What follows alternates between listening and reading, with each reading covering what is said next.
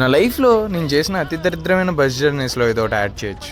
నమస్కారం, నేను మీ delta bye the student. కొన్ని రోజులు మనకైతే సెలవులు దొరికాయి, అందుకే మన వాళ్ళతో గడిపేసి వద్దామని వైజాగ్ అయితే వెళ్తున్నాం. లైఫ్లో 100 మంది ఫ్రెండ్స్ అవసరం లేదు. ఇట్లా ఊరు వెళ్తున్నాను మమ్మ అంటే, అవునా మమ్మ నేను డ్రాప్ చేయడానికి వస్తాను అని అంటారు చూడండి. అట్లాంటి 2-3 ఫ్రెండ్స్ ఉన్నా చాలు. ఈ బస్ ఎక్కగానే నాకు ఫస్ట్ కళ్ళు తిరిగాయి, ఎందుకంటే ఏసీ లేదు, స్టింగి స్మెల్ అండ్ విండోస్ కూడా ఓపెన్ చేయడానికి అవ్వట్లా. ప్రమాదవశాత్తు ఇదైతే మన బస్ కాదు, మన బస్ దగ్గర డ్రాప్ చేసే పికప్ వ్యాన్. అండ్ మనమైతే బస్ ఎక్కేసాం, టికెట్ డీటెయిల్స్ చెప్పేసాం, లోపలికి ఎంట్రీ అయితే ఇచ్చేసాం. ఇదైతే మన న్యూలీ లాంచ్డ్ వాల్వో 9600S కాబట్టి బస్ లుక్స్ అయితే నాకు చాలా బాగా నచ్చాయి. ఎంత కొత్త బస్ అయినా నీట్ గా మెయింటైన్ చేయకపోతే ఇంతే, ఒక లైట్ అయితే వెలుగుతుంది, ఇంకో లైట్ అయితే వెలగట్లేదు. బస్సులో ఎక్కిన 10 minutes కే బస్సు BHL నుంచి స్టార్ట్ అయిపోయింది. బస్సులో అయితే ఎవరు లేరు, నేను తప్ప. వైజాగ్ వెళ్ళాలి అంటున్నా, మళ్ళీ కూకట్పల్లిలో పికప్ వ్యాన్ ఎక్కి BHL వరకు ఎందుకు వచ్చేపోయా అంటారా? ఇదైతే మన విక్రమ్ ట్రావెల్స్ అన్ని రివర్స్ లోనే ఉంటాయి. కూకట్పల్లిలో ఉన్న ప్యాసింజర్స్ ని పికప్ వ్యాన్స్ ద్వారా BHL తీసుకెళ్లి అక్కడ ORR ఎక్కి హాఫ్ రింగ్ కొట్టి వనస్థలిపురం వెళ్ళాక అక్కడ మనం ప్యాసింజర్లు ఎక్కించుకుంటాం.